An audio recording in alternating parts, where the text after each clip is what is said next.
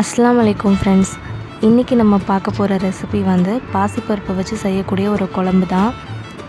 இதுக்கு வந்து கடாயில் 1 டீஸ்பூன் நெய், 2 டேபிள் ஸ்பூன் எண்ணெய்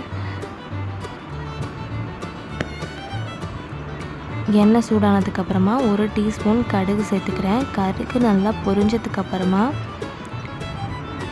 1 டேபிள் ஸ்பூன் சோம்பு வந்து வறுத்து இடித்து வச்சுருக்கேன். இடித்து வச்ச சோம்பை போட்டு பொரிய விடணும்.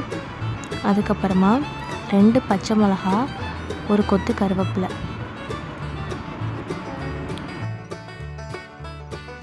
ஒரு 10 முந்திரி இது கூட சேர்த்துடுறேன்.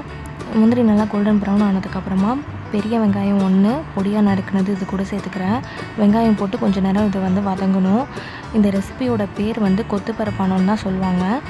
இது வந்து பாசிப்பருப்பை தான் கொத்து பருப்பு அப்படின்னு சொல்லுவாங்க. முஸ்லீம்கள் வீட்டில் வந்து இதை செய்வாங்க. யானகுடி, நீடூர், தேரளந்தூர் இந்த ஊர்லலாம், மயிலாடுதுறை, குத்தாலம் இந்த சைட்லலாம் இது வந்து ரொம்ப ஃபேமஸ். யாராவது விருந்தாளி வந்தால் மருமகனுக்காக செய்யக்கூடிய ஒரு ஸ்பெஷல் ரெசிபி. சீக்கிரமும் செஞ்சிடலாம், ரொம்ப டேஸ்ட்டாகவும் இருக்கும். வெங்காயம் வந்து நல்லா வதங்கிடுச்சு. இப்போது இது கூட 2 தக்காளி சேர்த்துக்கிறேன். தக்காளி நல்லா மசிஞ்சு சாறு வரணும். அதுக்கப்புறமா இது கூட இதோட மசாலாலாம் சேர்த்துடலாம்.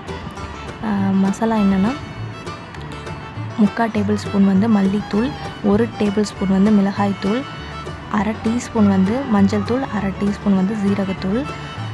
நான் டிஸ்கிரிப்ஷன்லேயும் வந்து அளவெல்லாம் கொடுக்குறேன், செக் பண்ணிக்கோங்க. இந்த மசாலாலாம் போட்டு பச்சை வாசனை போகிற அளவுக்கு நல்லா வதக்கிடணும்.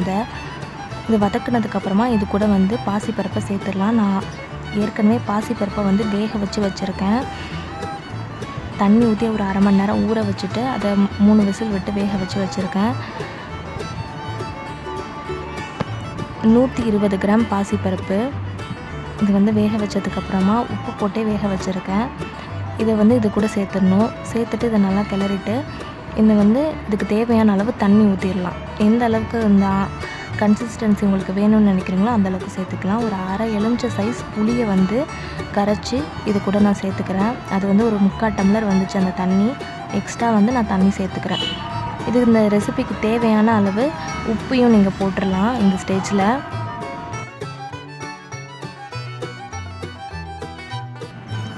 இது வந்து ஒரு கொதி விட்டதுக்கப்புறமா வந்து இதில் வந்து 2 முட்டை உடச்சி ஊற்றிடுறேன்.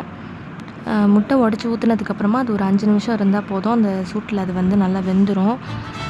கடைசியாக இது கூட வந்து கொத்தமல்லி போட்டு இறக்கிட வேண்டியதான். இதை வந்து ரைஸ் கூட, இட்லி, தோசை எது கூட சர்வ் பண்ணாலும் ரொம்ப சூப்பராக இருக்கும். மறக்காமல் இதை செஞ்சு பாருங்கள். எப்படி வந்துச்சுன்னு எனக்கு கமெண்ட் சொல்லுங்கள். தேங்க்ஸ் ஃபார் வாட்சிங்.